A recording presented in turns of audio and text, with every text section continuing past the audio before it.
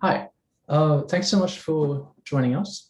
Yeah, I'm very intimidated by you, and so that's I'm a bit nervous, I but love thank to you hear so much for joining us. that.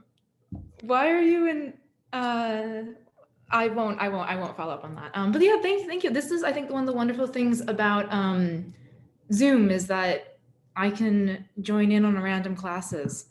Yeah, And things so we like that. really So thank you so appreciate it. much for having me. Thanks so much for joining. So the students have prepared some questions and some comments. So they did read the paper the past week. Wow. Um, Thank you. and so I think the plan was you were going to sort of talk a little bit through the paper initially yourself, and then maybe we could do some questions after that. Does that still work for you? Yeah, that works well. Perfect. I have like a 15-minute brief presentation that I had earlier in January. The alternative is like, if everyone's read the paper, we could also just jump to the discussion and I don't need to, whichever you prefer. I think it'd be great to hear Okay. your perspective on it. Yeah. Okay, great. Let me just. Are you doing the Zoom thing at your uni, or are you? Yeah, I'm teaching just via Zoom as well. But I have classes of like 70 students, so I can't do this sort of nice. I try and have discussions, and it's a bit tricky. Yeah. Yeah, we started with 70. Oh, that's great. And are you guys undergraduates mostly? So what classes? Yeah, so it's a master's class in experimental design. Okay. Yeah. Cool. All right. Let me just share my screen. Did I? Hold on. Perfect.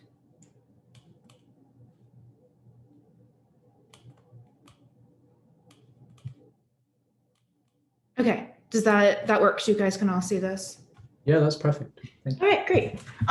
So very broadly, my paper is focused on clinical trials, and these are the basis both for new drug approvals and for subsequent medical decisions. And they're hugely financially important. The cost of a late-stage trial is in the tens of millions of dollars, and this is sort of a hundreds of billions of dollar market in the United States and about $1 trillion globally. And these trials are increasingly funded by pharmaceutical companies, either directly or via they like outsource the management of these, but that's sort of been increasing over time. And so my research question is, how much can financial incentives affect the results of randomized control trials? And so that's tricky because trials funded by companies could be very different in terms of the drugs studied, the diseases examined, or the outcomes. And so the main insight of my paper is that the same sets of drugs can be compared in different randomized control trials that are conducted by parties with different financial interests. So to give you a specific example, in 1993, the pharmaceutical firm Wyeth Ayers introduced a new antidepressant drug, venlafaxine, also known as Effexor. Over the next decade and a half, Wyeth sponsored numerous clinical trials to compare the efficacy of this drug with the main competitor, Eli Lilly's blockbuster drug, Prozac. So if we were a patient or a physician trying to decide, which of these drugs is most effective, we could look at the set of trials that directly compare these. If we look at the papers that are sponsored by Wyeth, we find that 12 out of 14 found that venlafaxine was more effective than fluoxetine. But then if we look at the papers with other funding, only one of those found that venlafaxine was more effective than fluoxetine. And so we could either say, that venlafaxine was more effective, or that the treatment responses are not simply different, depending on the set of papers we looked at. And the main thing I want to highlight with this is that these are each double-blind randomized controlled trials. They each compare the exact same two arms, look at the same outcomes, and yet they reach very different conclusions. And what my paper argues very broadly is that this is a systematic pattern using data on hundreds of psychiatric clinical trials. So this data on hundreds of psychiatric clinical trials is all available double-blind randomized controlled trials in two broad categories, antidepressants and antipsychotics. And so these were taken from meta-analyses that sort of defined the denominator of all the trials in the setting. And then I supplemented that with a regional data collection from these publication and report PDFs. And so in total, I have information on the funding and the efficacy, as well as a host of characteristics such as age, gender, dropout, severity, et cetera. In total, I have just under 600 clinical trials. And then this is my unit of observation is a treatment arm, which you can think of as a unit of randomization within a trial. That's often the same thing as like a drug with arm within a trial. So I'm going to consider these arms within a trial as sponsored if either the paper was funded directly by the company that makes that drug in question, or if one of the authors is affiliated with a company, or if the company was acknowledged directly in the conflict of interest statement, or the data were from documents provided on the company website. So this is an example of one of the papers that are in my opening example. And you can see here, it's very hard to read, but the main important thing is that we can see that the authors are affiliated with YFA in Portugal. And so I'm going to consider venlafaxine as sponsored in that paper. Wonderful. So this highlights the empirical approach I'm going to be taking. So every box here represents a clinical trial. And then the first line is the funders, and the second line is the drugs. And if it's in bold, it means that that drug is considered to be sponsored in this case. And the key thing is that I'm only comparing trials across these rows. So in this first category, I'm comparing trials where company A is funding it, and we're testing drug A versus placebo, versus trials that are unsponsored, by which I mean the company is just not involved. We can also do that if we have sort of two active drugs, drug A versus drug B. In this case, we might have company A involved and then an unsponsored trial, or we could have the second case within this active versus active, where company B is involved with both trials. The important thing is that in each of these rows, company A is involved with the first, and it's not involved in the second, and the other drug's funding remains constant. I'm going to be comparing the outcomes across these rows. So to provide a concrete example of what I'm doing, this is looking within that first category of active versus placebo. And I'm going to be looking at all of the trials that compare paroxetine to a placebo. The first three rows here are cases where paroxetine is sponsored. In that case, the outcome here is the share of patients that respond to treatment. So higher numbers are better. And among the trials in which paroxetine is sponsored, 47% of patients respond to treatment, 32% respond to placebo. This difference is 0.15. On the other hand, among the trials in which paroxetine is not sponsored, on average 0.25, a quarter of patients respond, 0.23 patients respond to placebo. This difference is 0.02. And then what I'm interested in is this difference in difference estimate of 0.13. And we can do that for each of the drug sets in my data. So, we can keep adding rows and rows to this table. And the numbers here aren't what I want you to focus on. What's important here is that last column, which is these difference in difference estimates. And what I'm going to do in my regression is a weighted average of each of these difference in difference estimates across all of these drug combinations. Great. So in practice, what does that look like? I'm going to be regressing each of these outcomes for each arm in every trial. on a dummy for whether that arm was sponsored in that trial. And then those I'm controlling for the type of measurement scale and the year published. Those don't matter, as I'll show you in a second. And then this G fixed effect is ensuring that I'm only comparing using variation in sponsorship within a drug and a drug combination, as I was showing across those rows. So what I find broadly, here I'm reporting the coefficients on that sponsored dummy. And so in the first row, you see that sponsored drugs are 0.14 standard deviations more effective than that same drug in the same drug combination, but without that variation in sponsorship. And so we can move to column 2, adding in the year and the measurement controls. You can see that estimate doesn't change. And then in columns 3 and 4, I'm looking at another outcome, whether that arm is statistically significantly more effective. Again, I find that sponsored arms are more likely to be statistically significantly more effective. And then in the last column, whether I'm looking at whether they're the most effective arm within that trial. Okay. Why does this happen? So I test 2 broad mechanisms. So I'm going to separate these into 2 categories. The first one is sort of these ex ante mechanisms, where I'm considering things that happen before or during the trial. So that's patient selection or trial design. And what I do is I test whether drugs in sponsored trials enroll different patients or have different trial characteristics, such that they would be predicted to be more effective. So say, this given drug works better for women. Do sponsored trials enroll more women when they test that drug? And the answer broadly is no. The sponsorship effect is not explained by these predicted differences in efficacy. One of the reasons this could be the case is that we don't know a huge amount about heterogeneous treatment effects for antidepressants and antipsychotics. It's very much sort of an open question.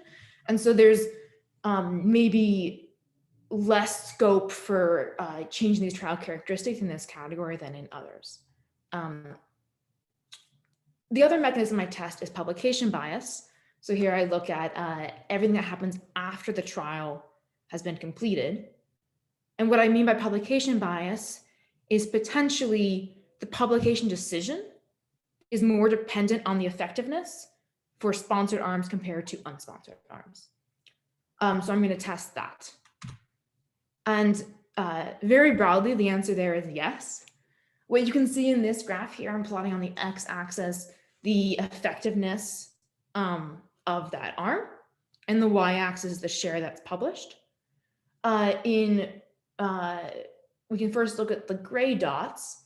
Those are the non-sponsored arms. So there you can see that more effective arms are slightly more likely published, but there's less of a strong relationship there than for the red ones, which are the sponsored arms, in which the publication decision does seem to respond more to the effectiveness of that drug. So you can quantify that. It explains about half of that variation. And then one other thing I wanted to cover was, what are the policy spaces in within clinical trials? Like what has changed and how has that changed these results? So one of the main ones is that in 2005, this group of medical editors agreed to only publish clinical trials that have been pre-registered before. So you can see this policy in this graph. The gray bars are sort of the sample size of my data.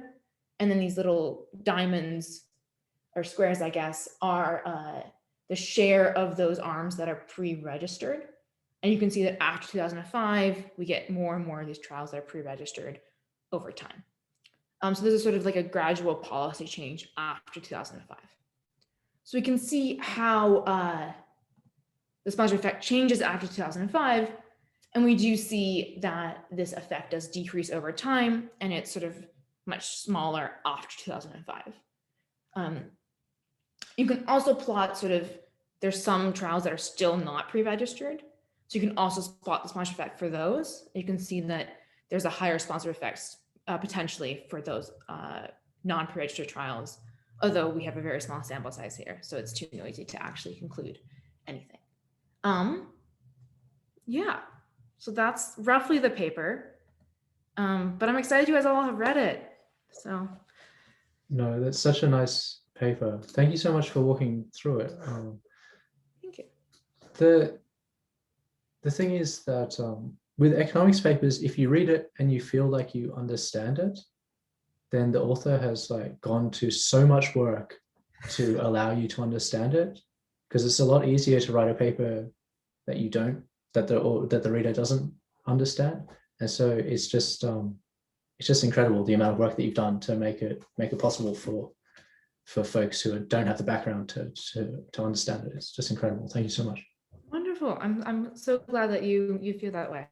Yeah, it's very comforting to try and hide, like make it a bit obscure, saying like no one will realize, what I've done wrong. But exactly, yeah. A friend used to code all of his stuff in a different language, programming language, to what was the norm, so that people couldn't go.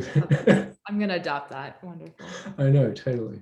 Anyway, we should get to some questions. We did have a list. I'll just see if I can find them. Right. So Stephanie, did you want to go first? Stephanie, then Dan. Oh, okay. Hi, Tamar. So I read your paper, and I really appreciated your experimental design of the model building using difference methodologies. And you also controlled for the fixed effect and the time effect of the drugs. And I was wondering, how do you study the differentiated sponsorship effects of the government and the commercial company sponsorship? Okay, thank you. So what I'm doing in like my main result is I'm sort of combining both of those. So it's not necessarily the case that I'm comparing trials that are like commercial ones versus government sponsored ones. If you remember that figure I had where I'm sort of comparing cases where, one drug is sponsored and one is not. Some of those are cases where we're comparing like a commercially sponsored trial to one run by like, some Department of Health. And some of those are ones where, you have two drug companies involved in one of the trials and only one of them involved in the other one.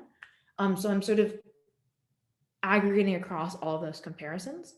I have one part, like, I think I moved to the appendix, so you probably didn't. But if you look at those categories separately, I try and think about like, are there differences among the sponsorship effect across these categories? And I don't really find it gets sample sizes get too small for me to conclude anything. Okay, Does that address your question? Yeah. Okay. Thank you. So next up is Dan and then Amy, but now Dan. Oh, sorry, I'll go.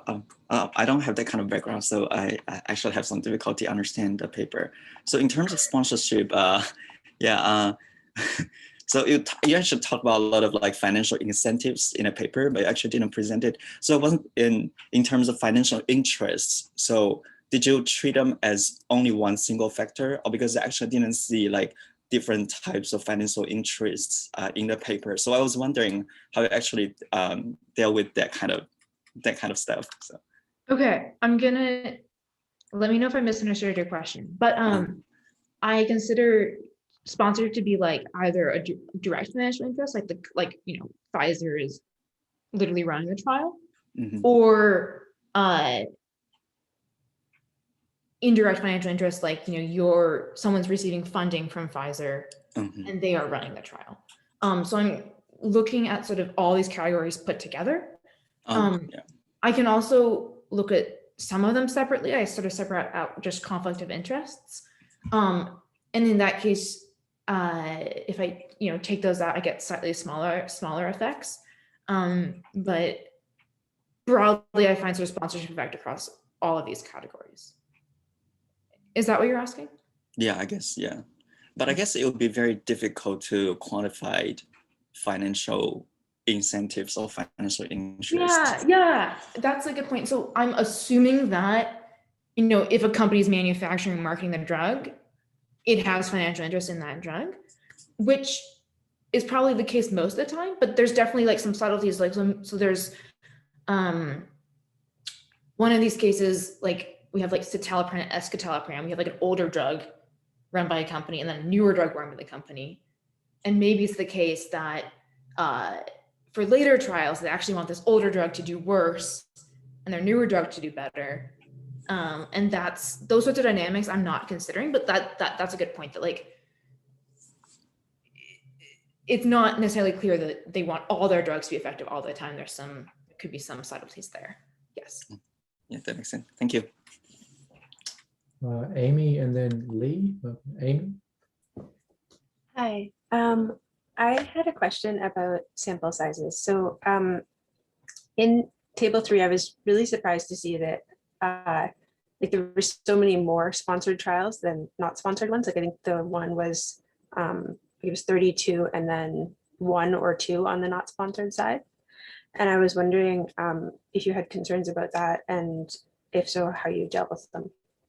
Yeah, so particularly for the cases where you have like a one drug versus the placebo, which I think is what you're referring to, it's much more the case that you have sponsored trials because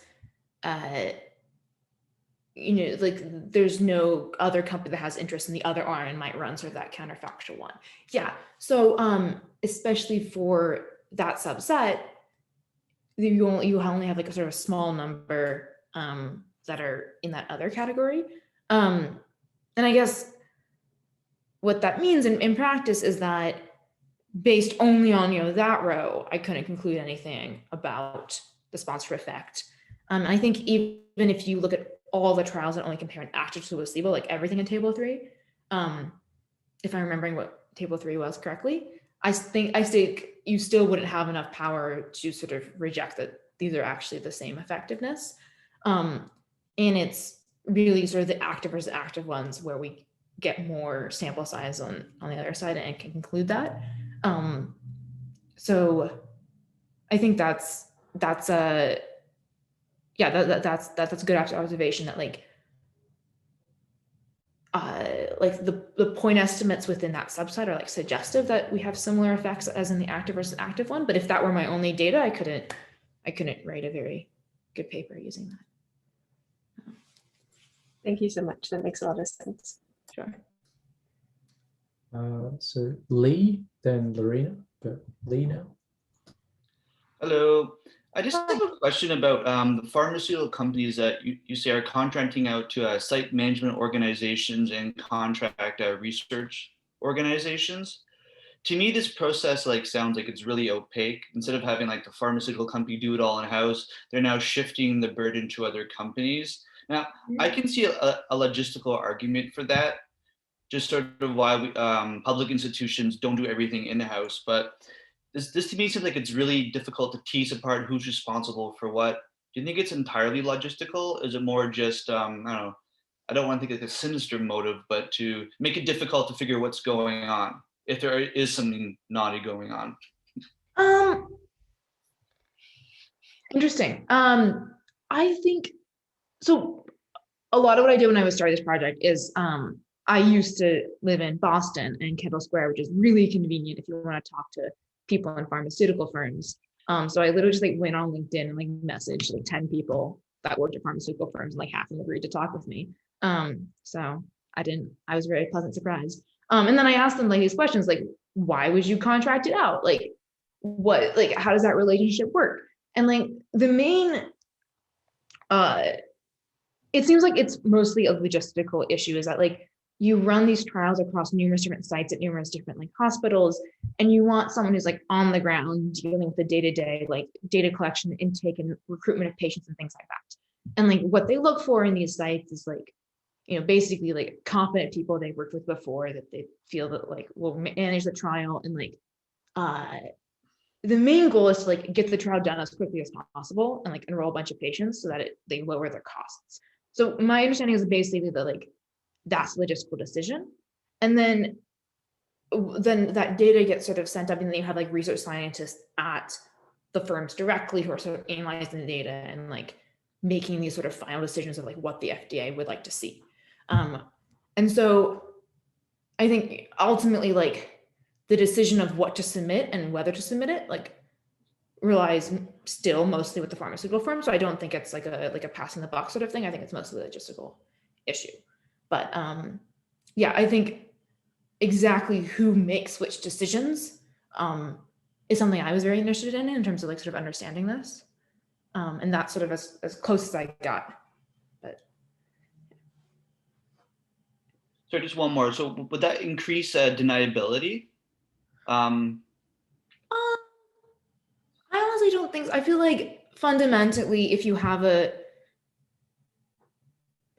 paper coming out that's like funded by the firm that's like testing your drug, like whether, you know, the cases where we've had, you know, public issues with results, I think the newspaper coverage and in terms of like the direct financial repercussions have gone straight back to the company. I haven't heard of a case where, you know, a company gets sued for failing to disclose clinical trial information and they try and pass off the blame. I haven't heard of that case. Thank you. Sure. And Lorena? Hi, Tamar. Thank you so much for making your work approachable. It's something I personally really appreciate. And now I'm nervous because Rohan speaks so highly of you, so I'm going to do my best. I'm very curious about the societal impacts, like larger scale impacts of stats work. Rohan had a great guest that talked about how some of the language used to interpret p-values in reports was then used in courts by lawyers, which might not always be what we're thinking of when we're doing this type of work. Have you seen any unintended consequences from your work? Has there been any pushback from pharmaceutical companies at all? Kind of unfortunately, I feel like most of the people who are reading my paper are academics. I've, you know, presented it at like a number of places, and like I presented to like people that like advise for pharma companies or like have worked in that past, but I haven't sort of directly gotten very much pushback. I think that's kind of in some sense I would prefer to, you know, sort of engage more directly, but no, I haven't. Sorry, it's unexciting. I have a follow-up if that's okay. Yeah. So you mentioned how pre-registering the studies from 2005 really helped with this effect. Do you know how that decision was made in terms of policy? Yeah, so the basic background is that I'm trying to think, I think the idea that, you know, there are conflicts of interest in these trials is like definitely not a new one. It's, you know, very much something that people have been concerned about for a very long time. And so I think clinicaltrials.gov, I think was started in 2000 as a way to address this idea of publication bias. And then one of the issues with that is that no one, or it was almost no one was actually pre-registering those trials. As you could see sort of my graph, there was no evidence before that. So my understanding was that it was very much, there's like, you know, 14 or so journal editors that all sort of agreed, okay, this is a great idea. In practice, it's not happening.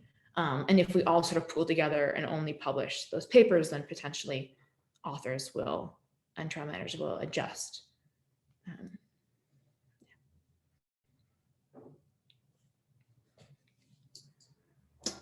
Thanks very much. There's just one other question from a student who was unfortunately working, but she'll review the things afterwards. So using as sort of a follow-up on, it's a related question to the government sort of things. So do you think that your research suggests that drug trials should be sponsored by government funding compared with commercial firms? I mean, are there sort of those implications? I think that's a great question, and I think one that I don't sufficiently address, because I think the next question is like, if there are these differential effects, how are physicians and patients incorporating that information? And if it's the case that everyone's already sort of adequately discounting those trials, then these trials are still providing some evidence and people cannot discount them appropriately, and that's still of value. And if you there's some evidence that if you tell physicians that the research is responding, they actually do discount it. And there's a question of if they're discounting it too much or too little. So I think the trade-off is that there's some information we're getting from any trial, and can we extract sort of the true efficacy from that? And if so, then there's little reason to sort of fund those trials directly to get that actual effectiveness. And then the trade-off is if you put additional restrictions on trial funding, potentially there's some trials that don't get run, and there's some information we could get from those as well. So I think I would love to understand how restrictions on trial funding and registration sort of affect the total amount of innovation, how the information is processed. And I think those are two important steps to speaking to that very important question. Yeah. Thank you. We're coming up on 2:30. Yes. I know that we said half an hour. Do you need to go, or could we have one more I question? have a meeting with a student. I can email her very quickly and be like, I'll That's be okay. a couple That's not a minutes problem. late. We'll just say thank you then. Thanks so Okay. much for your time. That was Sounds just good. wonderful. I really appreciate it. Okay, wonderful. It was wonderful to meet you guys. This was really fun. I appreciate all the flattery.